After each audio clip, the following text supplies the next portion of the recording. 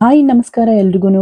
ಎಲ್ಲರೂ ಹೇಗಿದ್ದೀರಿ? ಹೋಪ್ ಎಲ್ಲರೂ ಚೆನ್ನಾಗಿದ್ದೀರಿ ಅಂತ ಭಾವಿಸ್ತಾ ಇದ್ದೀನಿ. ಇವತ್ತಿನ ರೆಸಿಪಿ ಮದುವೆ ಮನೆಗಳಲ್ಲಿ ಮಾಡುವಂತಹ ಉಂಡೆ ಪಕೋಡ ಅಥವಾ ಈರುಳ್ಳಿ ಪಕೋಡನ ನಾನು ಮಾಡಿ ತೋರಿಸ್ತಾ ಇದ್ದೀನಿ. ಇದು ತುಂಬಾನೇ ಈಸಿಯಾಗಿ ಮಾಡ್ಬೋದು, ಹಾಗೆ ಟೇಸ್ಟ್ ಕೂಡ ತುಂಬಾನೇ ಚೆನ್ನಾಗಿರುತ್ತೆ. ಇದನ್ನ ಮಾಡೋದು ಹೇಗೆ ಅಂತ ನಾವು ನೋಡೋಣ.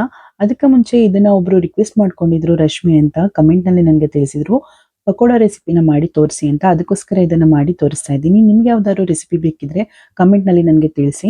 ಇದು ನೋಡೋದಕ್ಕೆ ಎಷ್ಟು ಚೆನ್ನಾಗಿದೆ, ಹಾಗೆ ತಿನ್ನೋದಕ್ಕೂ ಅಷ್ಟೇ ರುಚಿಕರವಾಗಿದೆ, ಮಾಡೋದಕ್ಕೂ ಕೂಡ ಅಷ್ಟೇ ಸುಲಭವಾಗಿದೆ. ಸೊ ಬನ್ನಿ, ತಡ ಮಾಡೋದು ಬೇಡ, ಇದನ್ನ ಮಾಡೋದು ಹೇಗೆ ಅಂತ ನೋಡೋಣ. ಮೊದಲಿಗೆ ಒಂದು ಜಾರ್ಗೆ ಒಂದು ಅರ್ಧ ಇಂಚ್ ಆಗುವಷ್ಟು ಶುಂಠಿ, ಹಾಗೆ ಸ್ವಲ್ಪ ಬೆಳ್ಳುಳ್ಳಿ, ಖಾರಕ್ಕೆ ಅನುಗುಣವಾಗಿ ಮೆಣಸಿನಕಾಯಿನ ಹಾಕೊಂಡು ತರಿಯಾಗಿ ರುಬ್ಬಿಟ್ಕೋಬೇಕು.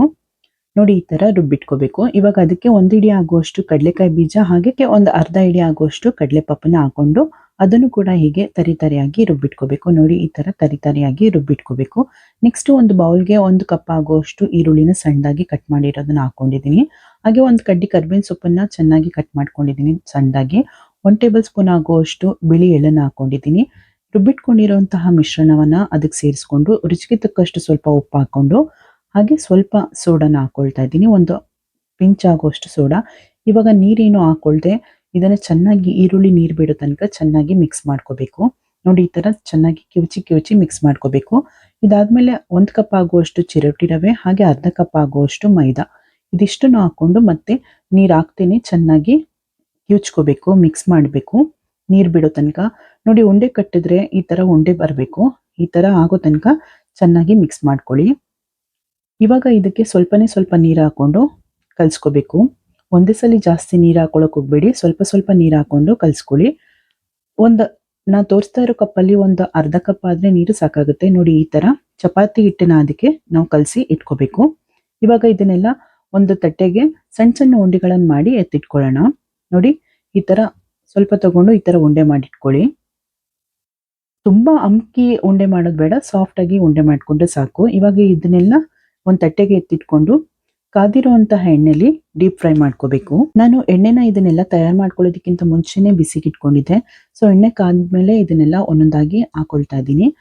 ಇದು ಒಂದ್ಸಲಿ ಕಾದ್ಮೇಲೆ ಫುಲ್ ಲೋ ಫ್ಲೇಮಲ್ಲಿ ಇಟ್ಕೊಂಡು ಇದನ್ನ ನಾವು ಫ್ರೈ ಮಾಡ್ಕೋಬೇಕು.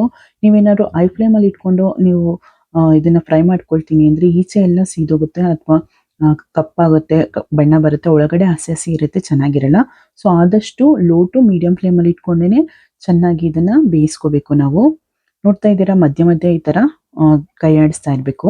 ಒಳ್ಳೆ ಗೋಲ್ಡನ್ ಕಲರ್ ಬರೋ ತನಕ ಇದನ್ನ ಚೆನ್ನಾಗಿ ಬೇಯಿಸ್ಕೋಬೇಕು. ನೋಡಿ, ನಾವು ಹಾಕ್ದಾಗ ಎಣ್ಣೆನಲ್ಲಿ ನೊರೆ ಅಂಶ ಜಾಸ್ತಿ ಇತ್ತು.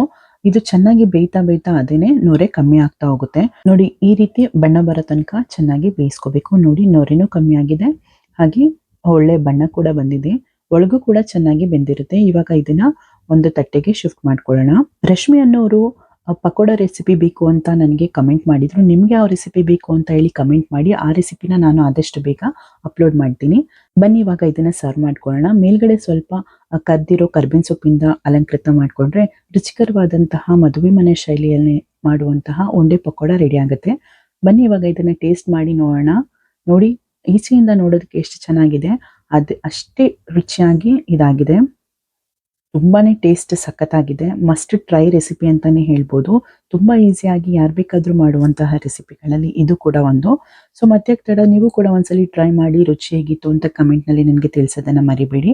ಇಷ್ಟೊತ್ತು ವಿಡಿಯೋ ನೋಡಿದ್ದಕ್ಕೆ ಎಲ್ರಿಗೂ ತುಂಬಾನೇ ಧನ್ಯವಾದಗಳು. ವಿಡಿಯೋ ಇಷ್ಟ ಆಗಿದ್ರೆ ಲೈಕ್ ಮಾಡಿ, ಶೇರ್ ಮಾಡಿ, ಹಾಗೆ ಕಮೆಂಟ್ ಮಾಡಿ. ಸಬ್ಸ್ಕ್ರೈಬ್ ಆಗೋದಂತೂ ಮರಿಬೇಡಿ. ಪಕ್ಕದಲ್ಲಿರುವಂತಹ ಬೆಲ್ ಐಕನ್ನ ಪ್ರೆಸ್ ಮಾಡಿ. ನಾನು ಮುಂದೆ ಹಾಕೋ ಎಲ್ಲಾ ವಿಡಿಯೋಗಳ ನೋಟಿಫಿಕೇಶನ್ ನಿಮ್ಗೆ ಬಂದು ತಲುಪುತ್ತೆ. ಬಾಯ್.